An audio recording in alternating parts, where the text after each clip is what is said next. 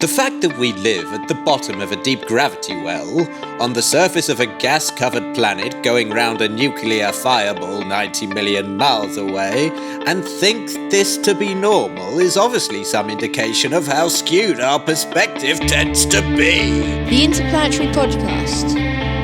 The exploration of space for the benefit of all mankind. Your hosts, here in London, Matthew Russell and Jamie Franklin. Oh yeah, baby, Douglas Adams. Matt, I love that way you did that. I mean, that's a new one. It was, wasn't it? I did it slightly more enthusiastically this time round. Are you doing it to re-annoy the person who really hates it when we do that? Yeah, well, I forgot that's the only reason why we're doing it. I wonder if they still listen. Shout out to anyone who gets annoyed by our intros. We were literally only doing it to annoy a listener. What kind of perverse thing is that? So petty of us, isn't it? But very fun. It's literally mental. It actually is very psychopathic. It's the kind of thing that would happen in a Douglas Adams book. Well, Matt, I tell you what else is incredible, and that's the autumnal equinox, Monday the 23rd. It's coming up. It's coming up. So am I right in thinking that this is the same, so equal parts day and night? Am I correct? Mm-hmm. Yeah. Or daylight and nightlight. Beautiful. Autumn is a-coming. Or as they say in America, Matt, fall. Oh my God, look at the leaves on the trees. Oh my God, fall is so beautiful. Well, I'll tell you what, Jamie, aren't you in the country that is most famous for the fall? Oh my God. Well, correct, Matt. I am in Vancouver Island, and bloody hell, Canada knows how to change the colour of a leaf. Really does. Doesn't it? It does it expertly. And it produces the best maple syrup in the world. They take it very seriously. Oh, as they should. And talking of taking stuff seriously, Matt, you are excited about a film coming out soon, aren't you? Mission Mangal? I think it's already out, and it's been out for a while. But I saw the trailer for it, and it was something that Gurbir Singh, who was on the show a few months ago, said was in the pipeline, and he was only right. Definitely interested in that. Chandrayaan 2 being in the news and everything. And you're going to see Ad Astra, I believe, without me. I am going to go see Ad Astra. What kind of snacks do you take in the cinema, Matt? I always have a mix of salty and sweet popcorn. You go the mix. Yeah. See, I'm always sweet popcorn because I used to do the mix, but then I always found it just wasn't enough of a ratio.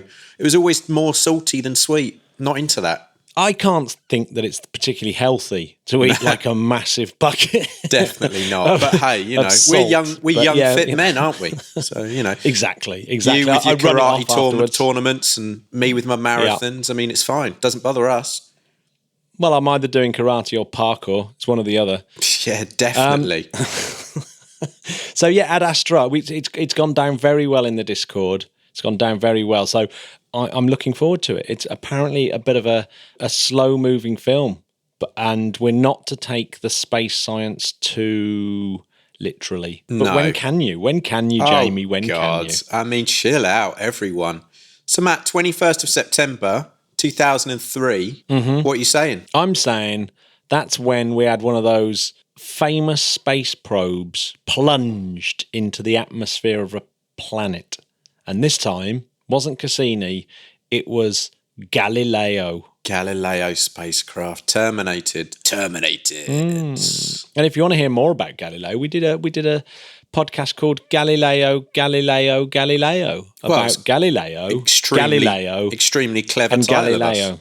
Yeah, it was, wasn't it? It was very clever. Yeah. Jamie, another thing that was popped up in the Discord, and has been doing the rounds quite a bit. I've noticed this story's gathered pace a little bit this week. Okay. And that is the story of the Space Line.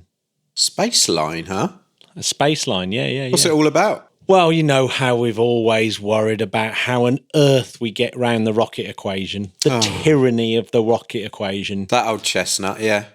Which, if you're unfamiliar with it, which I'm sure most of our listeners aren't, it's essentially that a rocket has to launch and carry the fuel to use to carry the payload, then needs to carry more fuel to carry that fuel, then needs to carry more fuel to carry that fuel, and then needs more fuel to carry that fuel. All right, stop etc., etc., etc. So there's been a few sort of ideas to get around that, and my favourite being the orbital ring, which we discussed with old Isaac Arthur a few months ago. That was ace.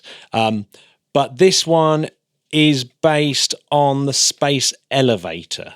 That's right. Which allows a payload to climb into space, so it doesn't need to take its fuel with it. Of course, the infrastructure for a space elevator is pretty insane. And of course, if it breaks, you get this mega strong, super long cable smashing down and whipping and wrapping itself around the world. That sounds both expensive and very dangerous. It's carnage.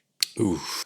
Anyway, a couple of brain boxes think they've uncovered a solution to this. Oh, here we go. Or at least put some numbers to the solution that's been sort of bubbling under for a few decades now. And they call it the space line. The space line, okay. Now they've crunched the numbers that this is perhaps an idea that's been underestimated or overlooked, but actually has some legs and needs serious consideration. Okay, here we go. So, yeah, spaceline is a concept that's similar to the space elevator, but the authors of the paper have gone into quite a bit of detail about the raw materials needed and the maths, right? So this is Zephyr Penori and Emily Sanford from Cambridge University and Columbia University, respectively. And this appears in Archive, the Cornell University archive. So what's the concept? So a space elevator, right, is a cable that goes up from the Earth with a massive, huge counterweight at the other end. So you imagine when you're standing on the beach and you've got a kid and you're swinging them around like parents do with their kids, you know, when you do that spinning around. Okay. And you basically, they sort of fly off in one direction. It's a bit like that. As the Earth spins, it's got this counterweight on the end of a cable. Which please don't spin any kids that aren't yours and let them go on beaches. No, don't do that. You only just do a, it to your just own, a metaphor. Just your own kids and maybe your nephews and things like that. Anyway, it's slightly different, the space line, because instead of a cable going up from the Earth, and as we said, it requires ridiculous amounts of engineering. This cable dangles from the moon, so it's like it starts at the moon and dangles into Earth's gravity well, but only to the depth of geostationary orbit. So it sort of dangles down and doesn't go all the way, so it's just dipped in, but that's sufficient for it to sort of be in Earth's gravity well, quite a long way into Earth's gravity well, and that's pulling the cable tight, essentially. But because of the low spin and there's no centrifugal and Coriolis effects that are going to damage your cable, or you don't really have to take that much into consideration. So the cable on a space elevator basically has to be incredibly strong to hold this counterweight and hold basically just to hold just to hold its own weight, because it's massive, the cable, obviously. Just to hold its own weight, you require basically exotic materials. Now, it turns out that carbon nanotubes will do the job. They've got the tensile strength required, but we're just many, many decades away from the ability to manufacture it into a large cable. I.e., right now we're making carbon nanotubes that are tiny, microscopic lengths. Yeah. And we're using them in chips and things like that. So they're very exciting right now. However, they're not exciting as a sort of large building product just yet. So, of course, in recent studies as well, they've shown that these carbon nanotube cables are only really strong enough if they're pretty much perfect, and we're talking down to the molecular level of perfection. So the thought of making something that good is highly unlikely. However, with this space line, they've done the maths, and it turns out that there's already materials that you could make into long cables available. Kevlar, Dynamer, and Xylon would all be strong enough to make this cable, this space line cable. Blimey, do you think they're going to give that a go? Well, Well, this is what the authors have gone into. So, of course, it's not going to be as good as a space elevator for a start off, because at the end of the day, you've still got to launch a rocket up to geostationary orbit. But apparently, you don't quite need as much fuel as to get into geostationary orbit. I'm not quite sure why. So, but you can basically get to geostationary orbit where you can get to this cable. And then once you're at the cable, and remember, getting to geostationary orbit still requires some of the world's biggest rockets like Ariane 5 and all that lot. So, but anyway, you've got to geostationary orbit. Now your payload can basically climb out of Earth's gravity well on the cable using solar power or whatever. But it just climbs up, doesn't need fuel. Climbs up that cable, up the gravity well, gets to the Lagrange point. Hey, and then drink. Yes, and then slides down the cable to the surface of the moon. So the brilliant bit, I think, of the idea is and this idea has apparently been around, and there's lots of people worked on it, Pearson, Eubanks, Radley, all those sort of people, is the moon, of course, is tidally locked, which means that the face of the moon is always pointing at the Earth, the same face. We never see the far side of the moon. So the cable isn't swinging around on the moon. It's almost like, imagine that the Earth is underneath the moon and the cable is dangling down from the moon, and then the Earth is just slowly rotating underneath it, and it takes one lunar month to sort of rotate underneath. And I guess that you can kind of visualize this big cable in a kind of slow moving river as the Earth gently rotates underneath it. God, that's nuts. I'm trying to imagine it in my head. Yeah. So yes, because of the face of the, if you just sort of have the moon as a static object overhead and this cable dangling down, it's not quite like that, because it has to dangle up the moon's gravity well, then dangle down into the Earth's gravity well. But it's kind of that. But it's a straight drop anyway, down into Earth's gravity well. And the really genius bit, actually, the authors are really keen to point this out, and a lot of the news articles didn't really go too much into this, but the Lagrange point it's got some major benefits there, because at this Lagrange point, normally the Lagrange points are a bit unstable. So when you've got a spacecraft there, you still need to do station keeping to stay in that spot. So any spacecraft we sent to these Lagrange points need to have station keeping rockets and stuff. There are Lagrange points where you don't need that, but this particular one, L1, you do.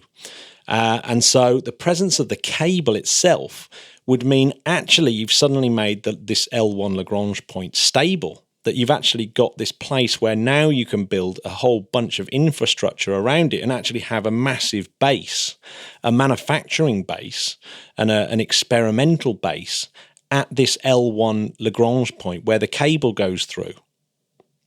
And so that is so nuts. And so you can, do special types of experiments there, because the Earth and Moon's gravity is totally balanced there. And plus, as we know from last week's Genius, that it's the node into the interplanetary superhighway, or one of the nodes into the interplanetary superhighway. So Lagrange point's an important place, and this cable kind of opens it up a little bit. So Matt, let me ask you a question then. How big is this initial cable? So the authors of the paper kind of want to sort of do a cable that demonstrates the whole principle, and they looked at a few designs. So there was one straight one, a tapered one, and then a hybrid tapered one. So it's sort of it gets thicker and then thinner again. So the hybrid tapered one ends up being the best design for this particular purpose, and they want to make this first one as thick as pencil lead. So imagine the lead in a pencil. It's going to be that thick. Okay. So this is so I can't imagine it can hold too much payload, but the point is to demonstrate that it actually works, that it can. Now they've estimated that the cost of building this would be about millions of pounds, and overall it would cost billions to actually make and launch and put it into action. but not in the undoable billion range is basically what we're talking about. We're not in the kind of what the hell type of money. We're actually talking into feasible amounts of money, right? Yeah. And even more exciting, which I was quite amazed, that if you've made this out of Xylon, for example, and it's this absolutely massively long cable, I think it's like, almost 200,000 mile long cable. When it's all wrapped up, it's only about twice as heavy as the Eagle lunar lander. Oh, really?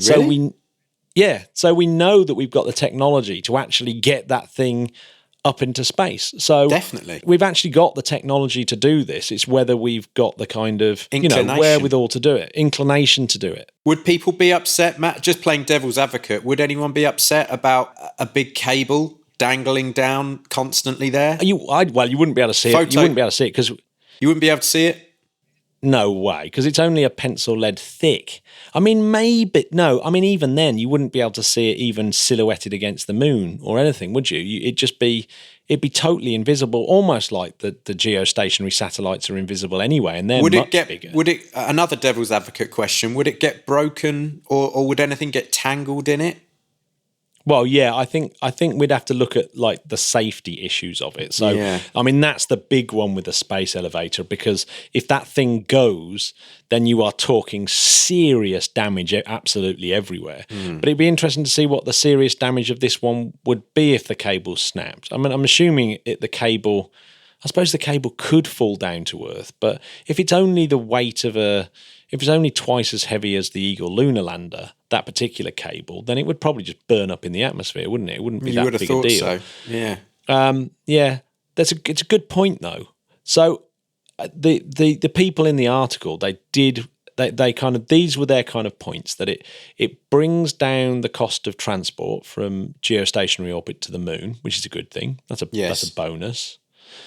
It makes the motion easier to go from the Earth to the moon. So obviously when you're navigating in 3D space, it can be a little bit tricky. But once you're on the line, it simplifies the navigation. You're just being dragged to the moon. You don't have to worry about turning left, up and down and all that kind of malarkey. It's also pretty useful for hauling stuff off the lunar surface and dropping stuff down. It makes that whole process cheaper. There's, just like the Apollo missions, the technology payoff of taking something like this, an undertaking like that, would be huge. And the real big one for me is the Lagrange base camp idea. I mean, that is really exciting, isn't it? I'll tell you what, Matt, if I went up to the Lagrange base camp, could I just get one of those zip wire things and just go down it? Yeah.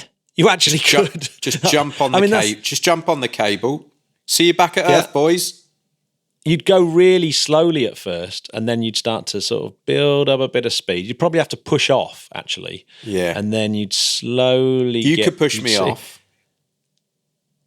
Yeah. I mean, it's exactly... I mean, the thing is, it's like when you start thinking of planets sitting on a rubber sheet and them being pulled down and creating wells. It's like you're at the top of the sheet, and it's just that little nudge over the top of the sheet, and you just go whizzing in. So you could even do it where you did it like the coin in those things that whiz round the coin when you put it at the Science Museum. Oh yes. Well, that might make me feel a bit queasy, but I'm into it. Particularly that last bit where he goes... Oh my God. And then you imagine.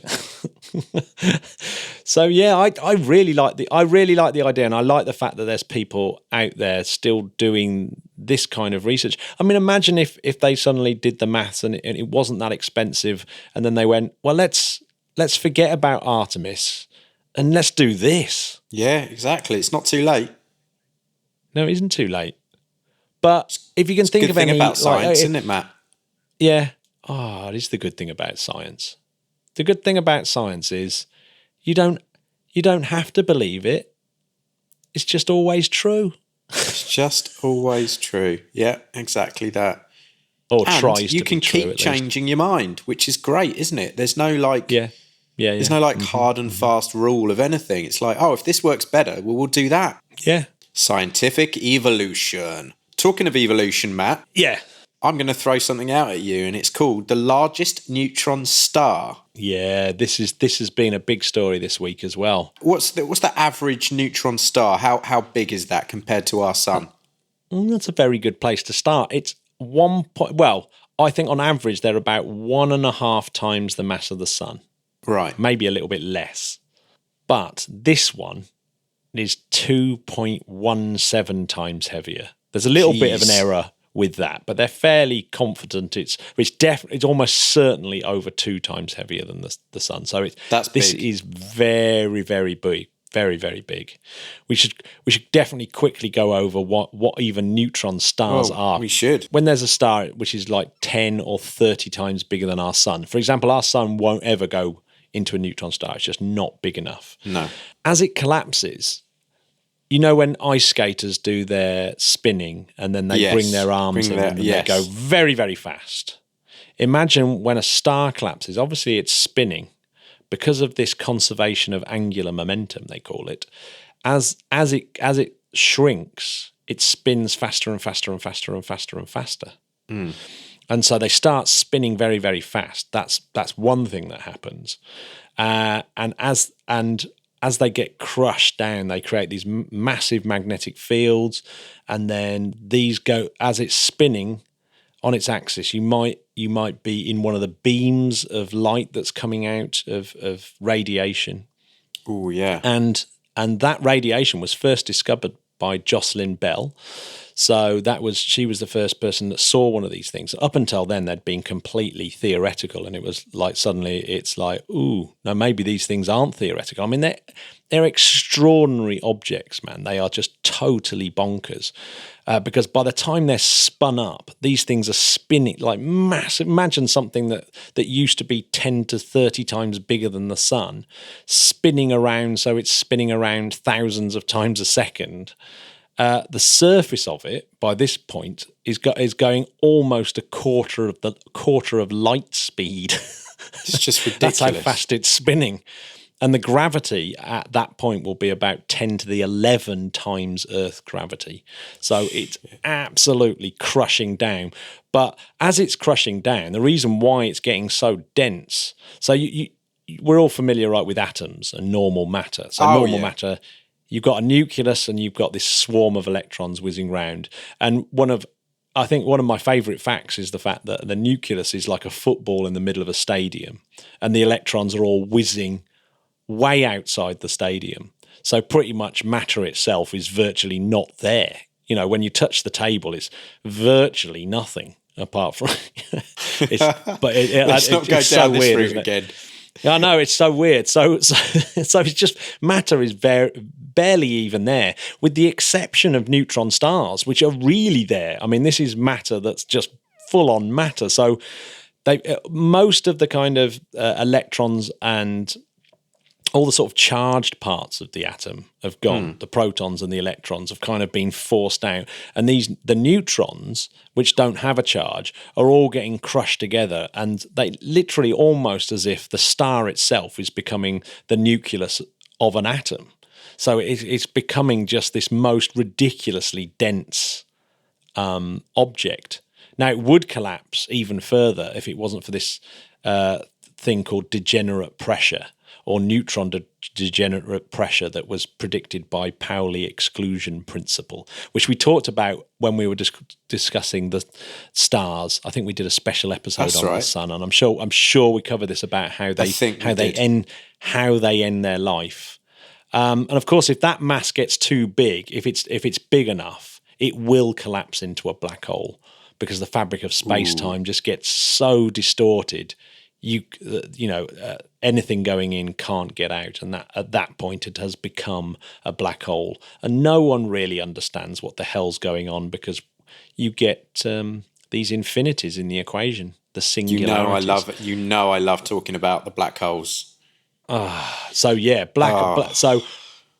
one of the other things, of course, that prevents them collapsing into a black hole is the fact that they're spinning. So obviously they're spinning, so there is some kind of centrifugal force or centripetal force pushing outwards.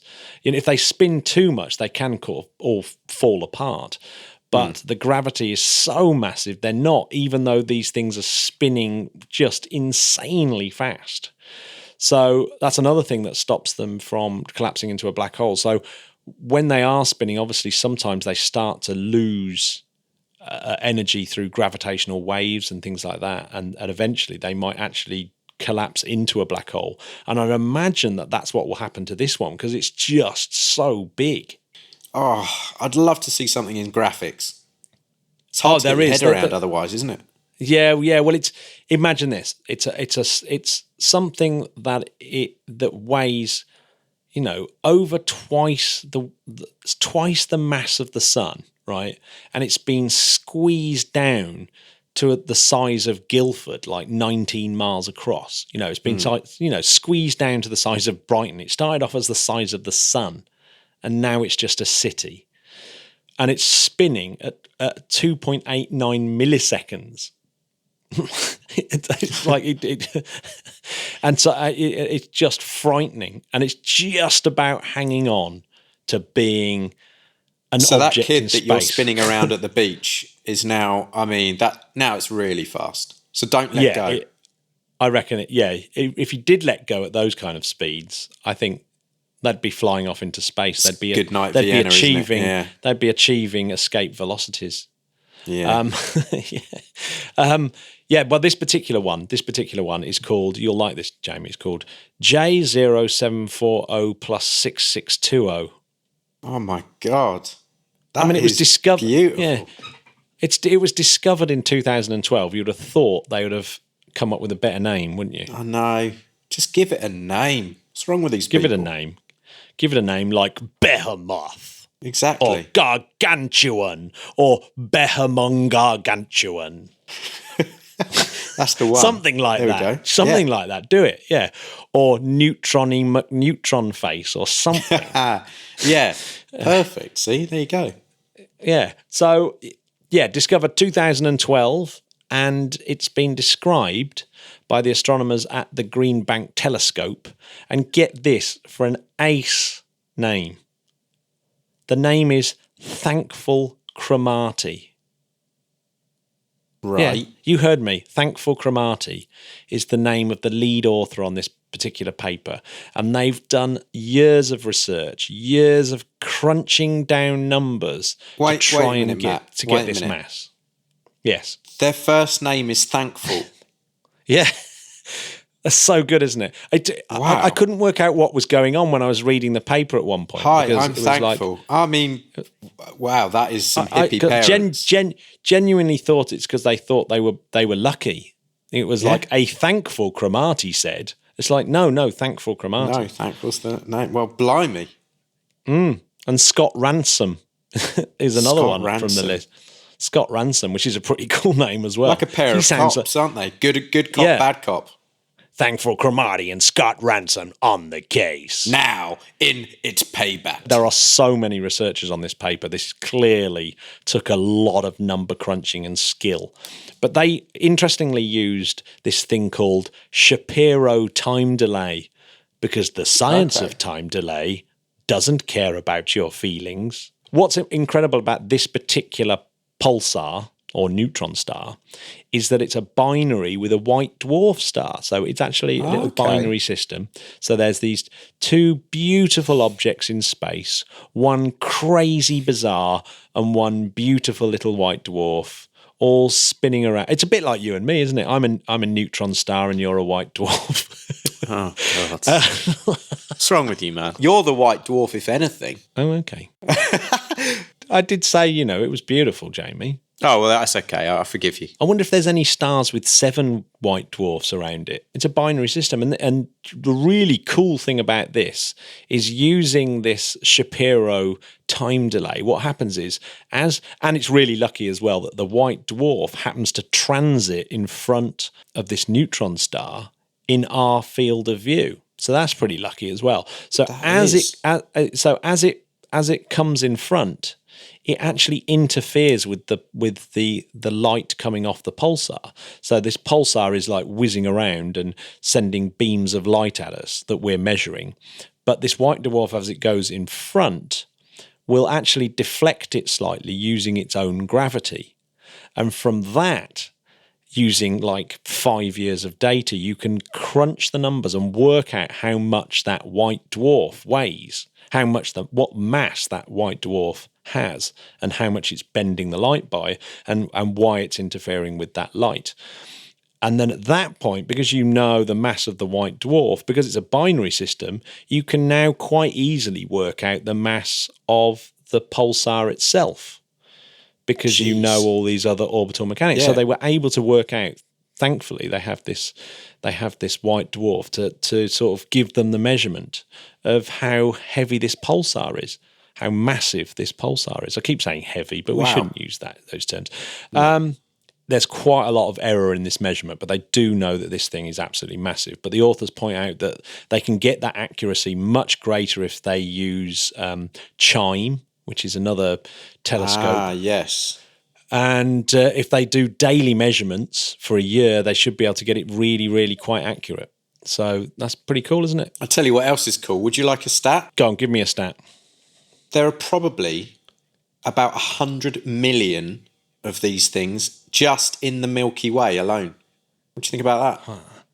It's so cool, isn't it? It's just insane. You know, neutron stars are amazing. The weirdest thing, there's some neutron stars that we possibly can never see, because if they don't have like giant magnetic fields and are not pulsars, then they actually aren't sort of visible to us. So because they're not really that, they're quite hot, but nothing like a star. They've got no sort of internal energy. So there's quite a few that you can't even see, even though Hubble has picked up some of the really close ones. Further away ones you won't ever be able to see. Isn't that interesting? God, that is nuts. It's kind of like me, because I'm quite hot, but I'm not a star. I mean, I'm not like a celebrity, or am I? Maybe I am. I mean, this podcast game, you know, it's pretty lucrative, isn't it? It is very lucrative, I must admit. Talking of lucrative, Jamie. Oh, yeah. What could listeners do if they've really enjoyed our deep dive into Spaceline and massive neutron stars? By the way, both stories were on the Discord channel, and that's why I did them, because they piqued my interest. Thank you very much. Thank you very much, patrons on the Discord, who are just legends, and I love them. If you want to join this elite crew who make it possible for us to do this, but not just that, they're part of the show, aren't they, Matt? They are. Well, they massively shaped this one. Oh, hugely. So what you need to do is get yourself over to our website, which is www.interplanetary.org.uk, and there you will see a whole host of options. Social media, go and follow us on IG, that's Instagram, grandma, and then head over to Patreon and work out how you can donate, because this is a free show. We don't charge for it. So if you can help us with a little donation, it means that we can keep doing it, you know? It'd be so amazing. Matt, have we still got our merch store? Can people still buy interplanetary T-shirts, mugs, clocks, lunchboxes? You can buy all sorts of things. You can buy cups, mugs, pillowcases, tote bags, clocks. Pillowcases? I need a pillowcase. I might do a special of just my face, and you can have that one. Could we do this? Could we say this week, because we're feeling happy and good and thankful, see what I've done there? I would like to offer a T-shirt or a mug to anybody who goes to our Instagram account who's not already a follower. You have to go and follow us on Instagram and put a comment there saying why we should be giving you the mug or the T-shirt. And you need to use the hashtag interplanetarycomp. That's interplanetary, COMP. And we'll pick a winner next week and send them out a T-shirt or a mug. Do you like that idea? Wow, I love that idea. Was that just on the fly? Just on the fly. It's just something I do. I forgot that I'm a marketeer by day. And by night, I'm a celebrity neutron star. With me, the white dwarf, spinning around. So there we go. So you too could have this esteemed merchandise. That's all you have to do. Actually, go on to do you know, Instagram, get involved. I just thought, Jamie, do you know what? The White Dwarf is probably bigger than the Neutron Star. Oh, glory! So it wasn't an insult at all. No. Well, isn't that odd, Jamie? Before we go, there's one bit of there's a launch that everyone should look out for. Oh, yeah. I think this week, and that's the launch of a crew up to the ISS. Oh, We should really? on the 25th of September see the last Soyuz FG before it is replaced, taking MS-15, which is going to be Oleg Skriposhka, who's obviously a cosmonaut. You got Jessica Meir, who is having her premiere on Into Space from NASA. And really excitingly is Hassan Al-Mansouri, who is flying under the flag of the United Arab Emirates. So that was one flight that we talked about a long time ago, who they got bumped off when there was that Soyuz mishap. But he's getting his flight. And Sultan Al-Nayadi is his backup crew. So I don't know whether he'll ever get a flight. So he must be sitting there going, please get ill, please get ill, please get ill. Probably not. He's probably more professional than that. Well, it might swing his way. It might swing his way. Yeah. See what I did Helen there? Sharman. Yeah, well, Helen Sharman, it was apparently, they didn't really know until a couple of days before. Oh, Jamie, actually, I saw, and I can't remember where I read this, but they've been upgrading the Russian Sokol spacesuit, and the new manufacturers didn't know. Basically, it's not in the spec that they need flies so that you can do the Gagarin weeing on the wheel of the bus before you get on the Soyuz. Right. And so they left it out. So it looks like that tradition might not be able to be done anymore. Oh. And everyone's like moaning and goes, well, you should have put it in the spec. We'll put it in the spec, you idiot. Should have put it in the specs. Oh. Well, we need to get Helen. We need to get Helen back on the poddy. We miss her. Yeah. So maybe we'll reach out to her and get her thoughts on all of this. Yeah, well, in fact, we need to ask her how she actually performed that particular ceremony. Well, we should. Might be a bit awkward. Yeah, maybe. But that's okay. Hey, Matt, you know what we've done? What? We've done a podcast that is around 40 minutes long. That's not bad, is it?